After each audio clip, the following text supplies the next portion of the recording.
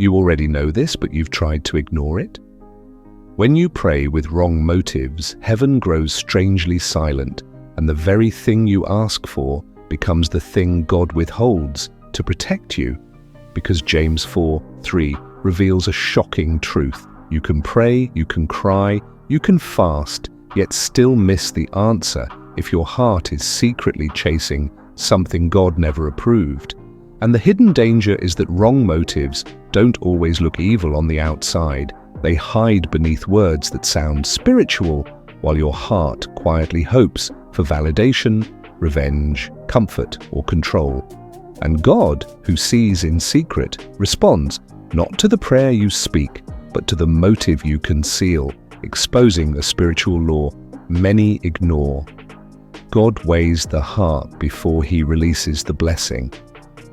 Sometimes the unanswered prayers that frustrate you are actually warnings that you're drifting from alignment, because when you pray to be seen, to be praised, or to be proven right, you activate a spiritual resistance in your own life, and heaven refuses to partner with your ego. You ask God to elevate you, but secretly you want the elevation to silence your enemies. You ask for a relationship, but secretly you want it to fill an emptiness only God can heal. You ask for success, but secretly your heart craves the applause more than the purpose. And that's when Matthew 6:1 becomes a quiet rebuke in your spirit. Do nothing to be seen by others. The shocking thing is that God often delays the answer, not because he's ignoring you, but because he's protecting you from what your motives would do to you. And until your heart shifts, the blessing stays locked.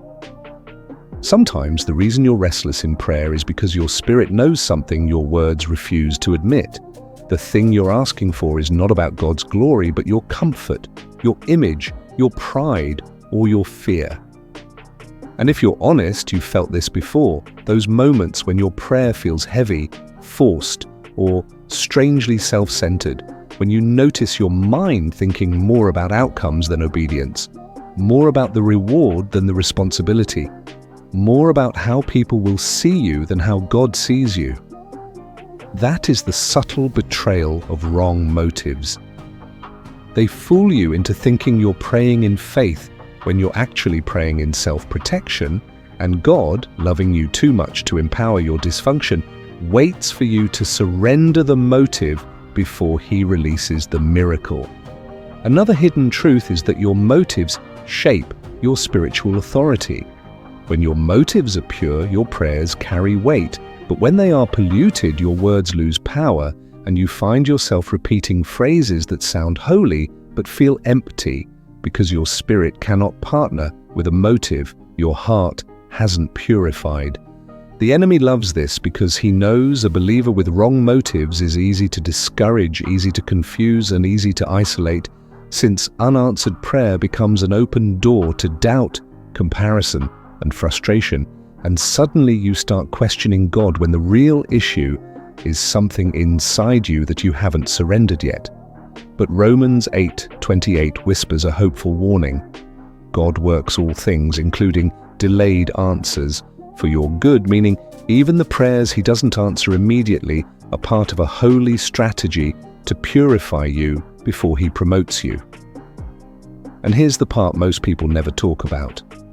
When your motives shift from self-driven to God-centered, you begin to feel a supernatural clarity in prayer that removes the fog, the confusion, and the frustration, and your spirit becomes aligned with God's will instead of your own desires, making even your waiting feel purposeful. Pure motives don't guarantee easy answers, but they guarantee spiritual alignment. And alignment is what opens doors, softens hearts, breaks cycles, and ushers in answers you couldn't force if you tried. When you pray with a surrendered heart, heaven recognizes the tone, because humility sounds different, obedience feels different, and surrender carries a fragrance that pleases God. And once your motives are purified, your prayers no longer revolve around what benefits you but what glorifies Him. And suddenly the things you used to chase start chasing you, because Matthew 6:33 becomes a living reality.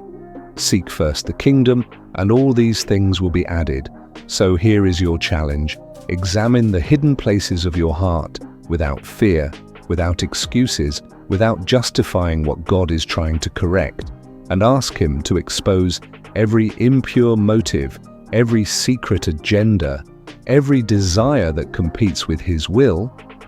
Because the moment you confront the truth inside you is the moment your prayers regain their power, your spirit regains its clarity, and your life regains its alignment. Proof that God always answers, but He refuses to answer in ways that allow you to remain the same.